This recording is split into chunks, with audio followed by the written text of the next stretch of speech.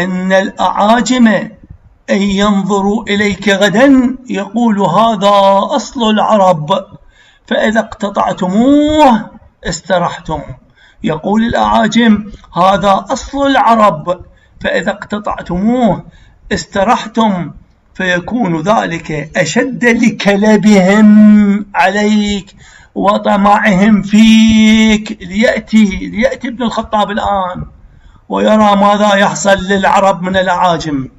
منه الذي ذل الفرس بزمانه، شرت كسرى وانطفت نيرانه. منه الذي حطم عرش ساسانه، ويوان كسرى تهدمت أركانه.